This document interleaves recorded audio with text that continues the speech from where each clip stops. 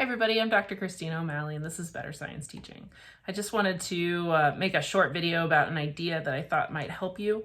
There are a lot of parents right now who are becoming homeschool families who did not anticipate that change.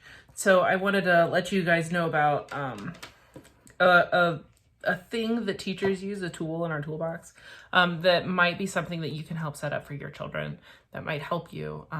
As we're moving into this time of social distancing and not being able to spend as much time with others as we'd like. With my kids, I noticed one of them sitting on the couch yesterday, my daughter, and she's a 5th grader. She said to me, I said, why don't you do something? And she said, I don't know what to do. So while she's fully capable of finding something for herself to do, it can be hard for kids to just kind of look around and say, all right, what should I be doing with my time?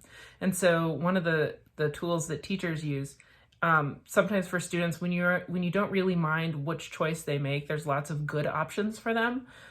You just need them to pick one, is to make something called either a menu or a choice chart. Those are the kind of things you could Google or search Pinterest and come up with.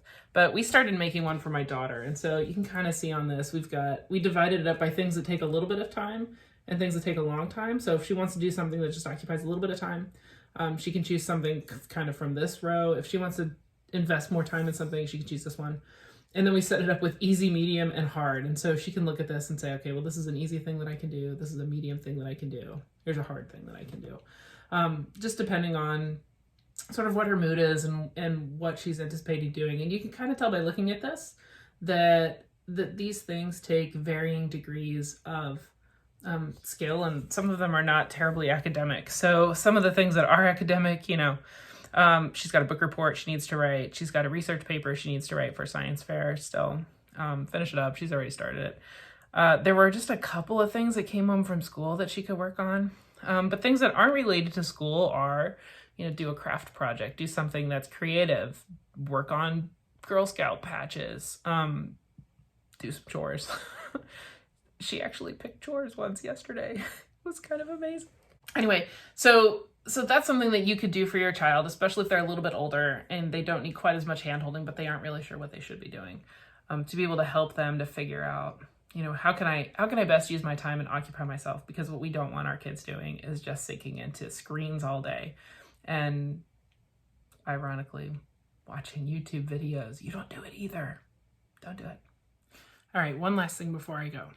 There's been a lot of opportunities posted in places like Facebook where people are, organizations like zoos and museums and science centers and different organizations are creating things online for kids to do and participate in to help them get a little bit of interaction, a little bit of educational content. So I've been a little overwhelmed trying to keep track of those things on Facebook. So what I'm going to do is I'm going to create a Pinterest board that you're welcome to save or pin to.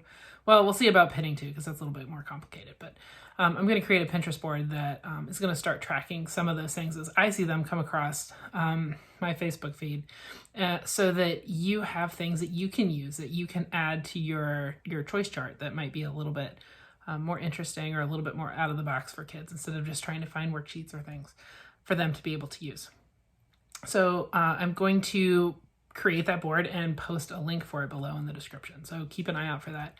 If you have any comments or if you have questions about how to find things to help kids, feel free to contact me. I'm a licensed teacher. I'm happy to help when I can.